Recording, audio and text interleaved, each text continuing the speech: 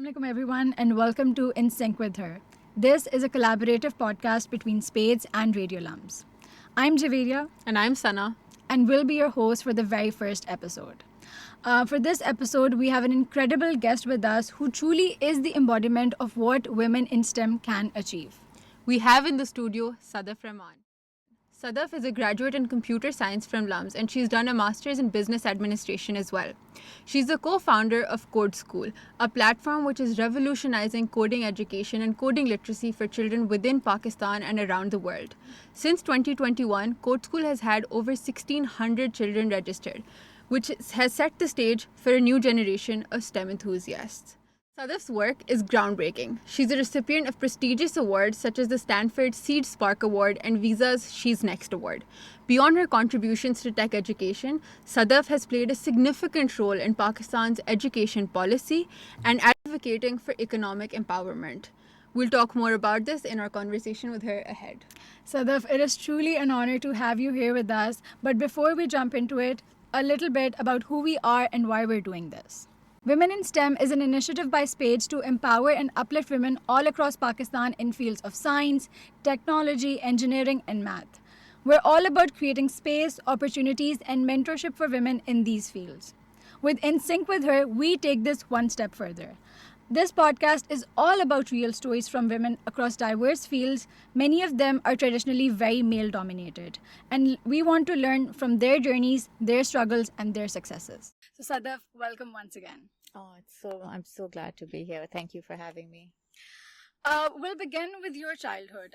We want to know about how it was, looking back at your childhood. We want to know, maybe you could share some early experiences that shaped maybe your curiosity in science and what led to, you working in science and technology later on, and also the role of your parents, because we were just reading about it, about, how you learned logo at a very young age, and also how your brother, he also taught himself programming, which is very new, because considering children in Pakistan, you're not very exposed to technology, especially these fields at such a young age. So we were really intrigued and we want to know how it all began, and especially the role of your parents in all of this. Yeah, I think that's a great question. The risk of dating myself, you're going to need to understand what life was like pre-internet, right? Like anything to do with tech was really fun and very exciting because our lives were analog. We would go outside and we would play, and there was almost nothing digital. I remember VCRs being like the only interaction with digital, and that also had buttons. Do you see what I mean? Like I've noticed, with my son, everything is just virtual or abstracted away, and even the buttons that you use to interact with tech no longer somehow exist. But it was an analog world, and anything digital was very exciting, was very cool, and was just a lot of fun because we had Atari and Nintendo and that was what tech was for us. And my father was a programmer in the early 70s, the late 60s, early 70s. He had done programming as part of his engineering degree in the US. And at that time, those were third generation computers. They were very big. They were like calculators, and you had to put in programs like you feed paper into a printer. You would feed in punch cards into computers for them to process the calculations. And so we kind of grew up in an unusual household for Pakistan. We were one of the first 50 households to get residential internet in Pakistan. And I think in school, I remember learning logo, like you had mentioned. It was just something that I feel was so exciting that has been lost over the last 3 decades. Because if I look at a current coding class, if it even exists in any school, it is incredibly boring. It is like a drill-based version, and kids dread it almost like they used to dread math, right? Like it was just like one of those subjects. I know we're sitting in the School of Science and Engineering, so maybe that's not the kind of experience that we had, but typically, traditionally, these are subjects that they're considered to be dry and boring subjects, and unfortunately, coding has been lumped into it, but that's not the experience we had at all. And Asad, my co-founder, and my brother, I think he had a very interesting journey with tech because he was super smart. Like, I think he was gifted, and he managed to pick up coding through books when it wasn't a thing. He was learning, C at a time when he was just 8 years old, and that is extraordinary. But I think if I look at his journey, he struggled in school. He did not fit well in school. He did not do well. Even in his undergrad, he either got distinctions or he got Fs. He got nothing in the middle, right? Like, because schooling systems are not quite made to the individual child. They cater to the average. And so I think that also, and spending the last 20 years in education, is what kind of coalesced around the pandemic into this journey that started Code I think School. you make a very good point here. The education system, it's not one size fits all, paper wali cheese, or how the education system works. So we'll talk about this later as well when we talk about the education system in Pakistan, how it will change. But let's talk about your journey at LUMS, thoda zyada. Sure. I think, what would you like to know more specifically? So we'd angle? like to know specifically how your journey at LUMS, the curriculum that perhaps you studied here, or your journey with programming as a CS major in LUMS, how did it help in entrepreneurship with you, and in terms of starting Code School, how did those skills sort of play a part in your career as an entrepreneur? Yeah, I think that's a very interesting question, because I still struggle with being called a woman in tech. I know this is about women in tech, but I feel like I am not a woman in tech. I don't know why, even though, all indications might seem otherwise. And I think it's because there was no such thing as women in STEM. There was no one I knew who was a woman in STEM. There is absolutely no person I know who graduated in computer science and stayed in Pakistan who went into anything other than teaching.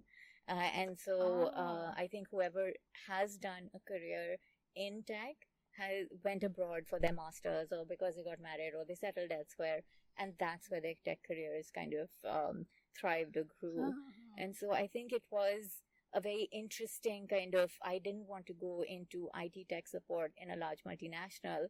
I didn't see myself doing that at all. Right. And so I didn't even consider this as a career, because it wasn't at that time.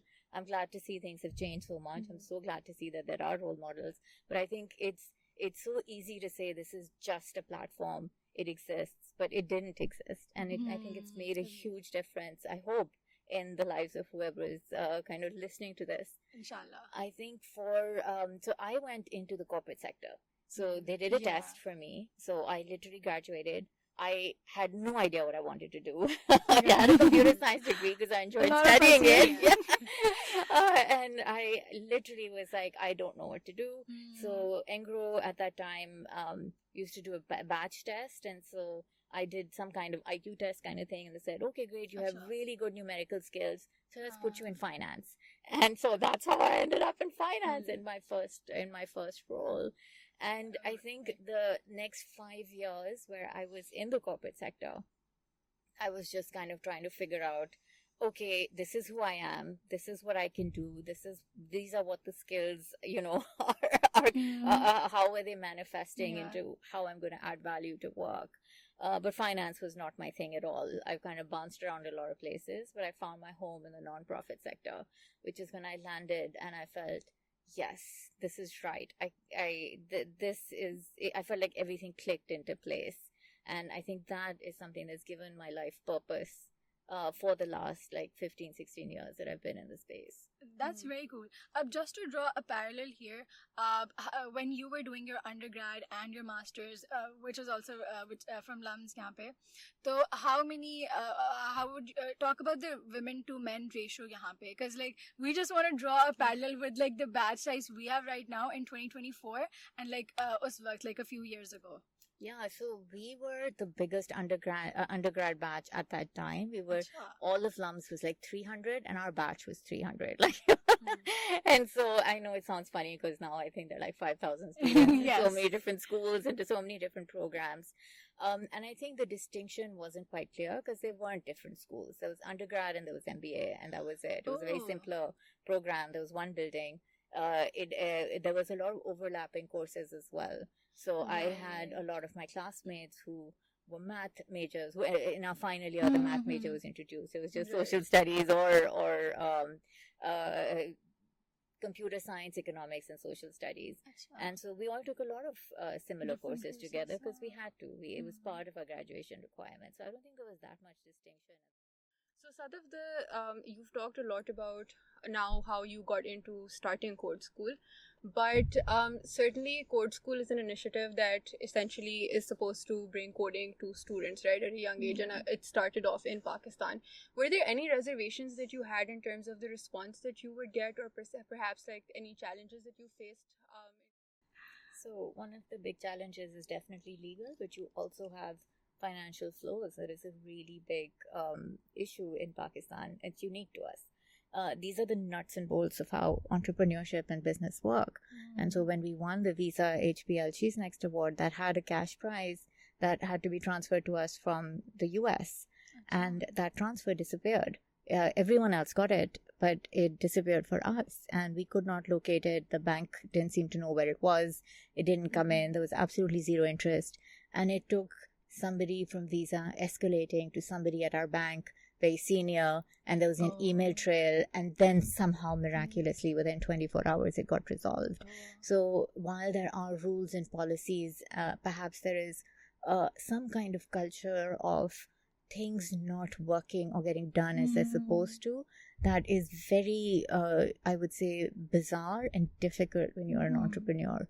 But then within that there is an equal amount of opportunity, right? Because we have tens of thousands of computer science graduates, and in the rest of the world there is a dearth of STEM graduates. We have so many of them, but I felt like they are being written off as unemployable because of whatever reason, many different reasons, right? But the issue is not that they're employable. The issue is that perhaps there are an HR process that isn't able to identify what their strengths are and what they can best do. And so I think the Code School has hugely benefited from this by having a technical screening where we test for the technical skills of a candidate, regardless of their degree, regardless of the school they've come from. And then we do fit and motivation training, screening for sure.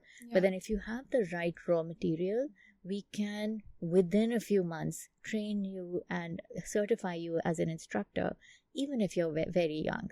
I think what we found is that a traditional ICT teacher would tremendously struggle with delivering the Code School program because they have a certain set way of doing things and are not as technically sound. A lot of if you look at the Venn diagram of programmers and early school, junior school, primary level ICT teachers, they just don't overlap at all. And so the idea of taking a programmer, giving an additional revenue stream by just having them teach a class for an hour a week and having those technical skills provided to any child in the world is a very powerful story. And I think that is something that opportunity that exists in Pakistan because of us, because of our people, because of the talent. I think that makes it worth whatever challenges that come our way. We'll come back to this as well, but before that, let's give a contrasting perspective to the journey of Code School. So we want to know what were the moments when you you felt like I made it, or because Code School has come a long way, you have come a long way. So what were those moments for you? That's funny because I still feel like we have not come a long way. There's so much more to go. But it's incredible. You guys started in 2021, I believe. And it's within 3 years, you've had over 1,600 students. That's amazing progress. Yeah, we just crossed the 2,000 mark. So we're super excited about that this quarter. And so I think for us, for me at least, when you're iterating and things are changing so quickly, for example, I started in the pandemic by teaching my son and his friends how to code games so that they could have fun, right? I thought it was a fun thing. And then they started playing those games with their siblings and cousins and family friends, and then they started enrolling. And so people started sending money to our house, and I said, no, we have to have a website, so because I'm not going to accept cash. So then the website came up. Then we had, 150 kids. We had to hire instructors very quickly so we could start teaching them. Then we didn't have curriculum, so I had to pull in my brother and get his input in what we should be teaching and what that map should look like. So everything's been iterating so fast. But I think what I personally, my biggest it has been, the biggest barrier has been kind of believing that I am a tech entrepreneur, that I am a woman in tech, that I actually am doing a good job, like for example, pitching or trying this whole area of kind of selling what you're doing is so alien to me. Perhaps as a woman, perhaps of whatever I've internalized over my career, it's considered to be very forward or very untoward or very kind of brazen to like go talk about what I've done and or talk about what good things Code School has done, because naturally we gravitate towards what is all the stuff we haven't done or what all the challenges we're facing. And so I think it took me around winning 4 competitions before I realized that, okay, maybe I do know how to pitch. I don't think I believed it till the 4th one. We can certify that here. And so I think maybe regardless of what is happening externally or what's winning, I think it's the personal journey that has been the most interesting for me. Certainly. I think we can shift the conversation now to a little bit about your work within Pakistan's education policy. So we've talked a lot about the education sector in general and how you feel that it's a little dated, the way that we're teaching IT, the way that we're teaching computer science within school curriculums, right? But I think within the last 3 to 4 years, there's been a significant shift in perhaps the way students engage with technology, with now ChatGPT coming into play, with artificial intelligence. How do you see, as having considered the fact that you've been a technical lead for the National Curriculum Council, how do you see the evolution of technology being integrated into the Pakistani national educational curriculum? Yeah, I think that's education reform is interesting because there's this trope that we use, right? Like if Rip Van Winkle was to wake up today, he'd be amazed by, cell phones and electricity and the internet or whatever and self-driving cars. But then if he was to walk into a classroom, he would see exactly the same thing he saw 100 years ago. And so the whole premise of education has changed for everyone in the world. We are at an inflection point in education policy because of technology. The purpose of education is no longer to create factory workers. The purpose of education is to create people who know how to think. And so that retooling has been very difficult. It's been a change because there's no subject that says critical thinking. Right? And you say, okay, now you've learned it, you know how to do it. Critical thinking comes about in changing the way that you teach. And then that involves textbooks, questions that you're asking, teachers, how have they educated, how are they trained, what are the metrics by which we judge students learning, so there's a learning outcome. So there's a huge kind of shift that's happening. I'm proud of the work that we did in the National Curriculum Council because that was based off our work in developing the coding curriculum for Code School. So based on that, we were brought in to kind of lead this piece and see how we could. The last curriculum had been written in 2006 for computer science. So you can imagine how much of it had how much of that industry had changed since the reform was done. And so we had pulled in a group of volunteers from all over the world who were domain experts, and they were volunteering completely free of cost to do this. So they authored the learning outcomes. We had to push this through all the provincial education experts that were appointed for the subject of computer science. It was a very interesting exercise, but because of the 18th Amendment, it's not education is not a federal it's not a federal thing, it's a provincial thing. So every province had to come on board and then sign off on it. And as of April this year, this curriculum for computer science that is now world class was adopted in Pakistan as well. So we're one of the yeah. few countries that are doing things that, because it's the most recent, right? Like Yeah. we've introduced AI, we've introduced the use of generative AI and what it is, how to use it, what's the best way to use it, safe search, emails, all these. There's a bit of digital skills along with all these really interesting domains from middle school all the way up to inter. Yeah. But I think the challenge, as always, is going to be in the implementation, because we might exist really well on paper, but what does that really translate into a classroom? And that is where I think there's been some forward movement, but there is a lot more to do. Definitely. We just have one last question before we move to a few very short segments of this episode. This is very women centric, and we want to know, as a woman in science, a woman in STEM and tech, there's an imposter syndrome that a lot of women face, right?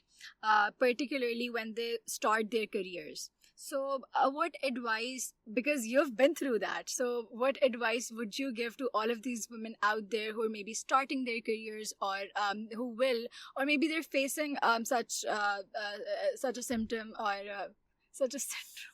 Shit, sorry. We can repeat the I question. said symptom. Question. Okay. Before we move on to the next segment, where we will have a few very short questions, we just have this very last question that is very women centric.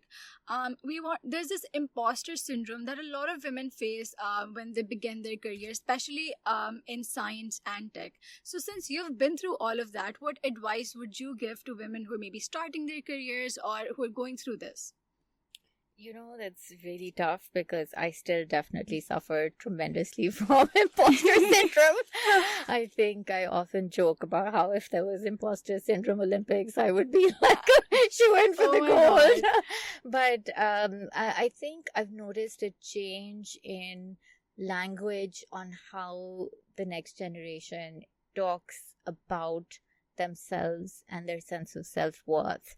So whatever you want to say about social media messaging and all the things that are bad that go with it, I think there has been enough advocacy to shift and have kids, not just girls, understand that what their self-worth is and how it is not pinned to anything external, but it has to do with how you feel internally.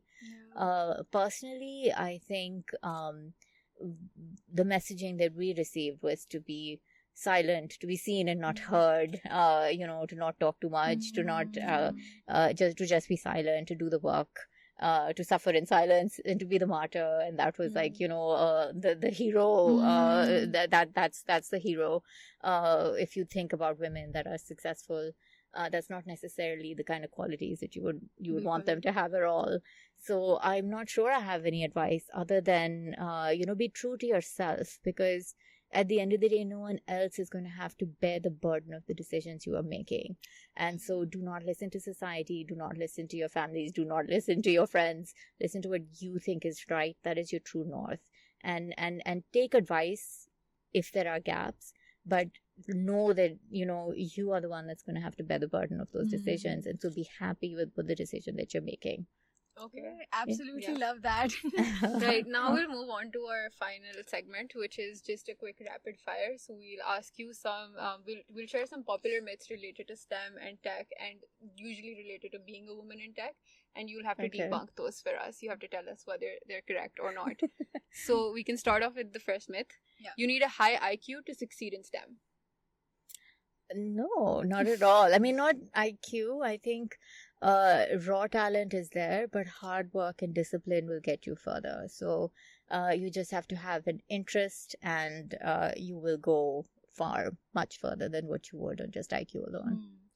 For our second myth, which is also something you just mentioned on how the situation for females in STEM has changed, but it is said women in STEM, they don't face any challenges today. Oh, that's so untrue. But I think women face everyone faces challenges, but women face a very unique set of different challenges, I would say, than perhaps men would face. And wherever you're in the minority, you will face problems. And so tech is no different as a sector. Where any place women are minority, they will definitely face challenges. So Yes. Our next myth is you have to choose between a family and a successful STEM career. not at all. I mean, look, there is a lot of balancing that you have to do, and there are many women that have done a lot more that can probably say this as well, where you can't do everything all the time. Anytime you're working on your career, your family will suffer. Anytime you're focusing on your family, your career is suffering. But it's just about juggling juggling things in a way where everything stays aloft and things don't fall too much. And so I think that is definitely unique to women. I don't think I know of a single man who faces this level of juggling that they have to do between home and career. Okay, we can have this myth. There's absolutely no room for creativity in STEM. Oh, of course not. That is not true at all. Maybe just an example of all the kids that come into code school that are artistic.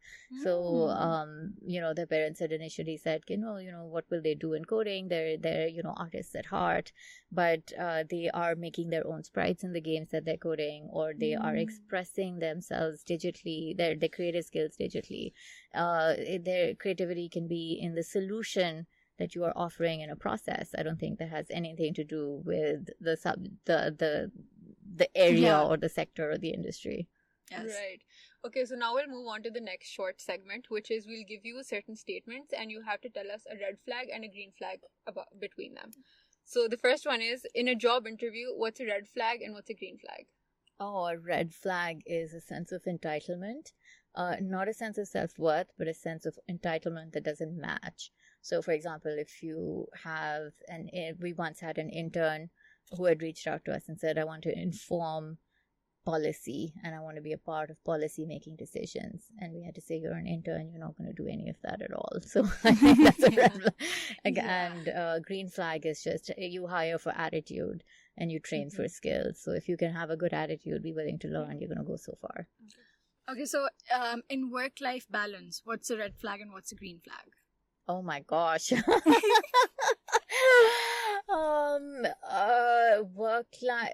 red flag is a feeling of being unhappy, or any kind of dissonance is the flag that will tell you that there is something wrong and you need to readjust. Right. In setting personal goals, what's a red flag and what's a green flag?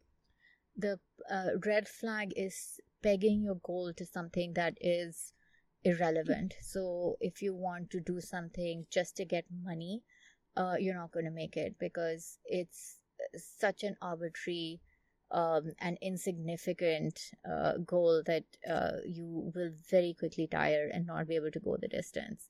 There are things that but if you're pegging it to a higher purpose, that is something that's going to get you through the hard times. So that's definitely a green flag. Have a more meaningful goal and understand why you're doing what you want to do, rather than have some external materialistic factor that you're trying to achieve.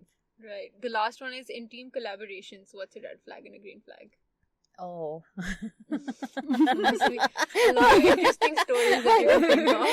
So I think, as an undergrad, those group projects. Yeah, we're going through that. It never changes. I'm sorry, guys. It's like that forever. Oh no. Because human nature is like that as well. I think a red flag is contempt. If there is anyone in the group who feels that they know more, or the others are not bringing enough to the table, contempt will kill any relationship, professional or otherwise. And so there has to be mutual respect, whatever, in any conversation on any table. Perfect. I think this is it. I just have this last two questions. One of my favorite questions that I love asking women: what is your favorite part about being a woman? Oh, being a mom, I have to say. I think that is the one thing. My son changed my world. When I had my son in 2012, I feel like the world shifted and became parents who understand and parents who don't, and people who don't. Oh. And so I think that was one of the things I wouldn't trade for the world. And what is one thing that you wish women would do more often? Believe in themselves. I know so many amazing, accomplished women who, feel like they are less because of what others have told them or what impression they are getting from whatever arbitrary metric the world has assigned to our gender. And so I really wish that the world was full of more people that knew their worth. Right. Thank you so much for coming, Sadaf. Oh, no, It was thank an you. honor to have you in the studio with us today. If there's any final words that you'd like to say to our audience, particularly the women who are watching. So I think in terms of words of wisdom, what I would recommend is just keep this in mind. This too shall pass. I know this is like such a cliche, but it's so true. And I think that's what's gotten me through. In good times, it's a sobering reminder that enjoy it, but know that it's not going to last. And in tough times, when things get really dark, just know that it's going to pass and things are going to get better. So that's it. This too shall pass. Perfect. Thank you so much, Sadaf, for joining and for sharing your journey. And for all those who are watching, we hope you learned something. You're inspired by something. This is it for the first episode of In Sync with Her, and we'll see you later. Thank you so much. Thank you.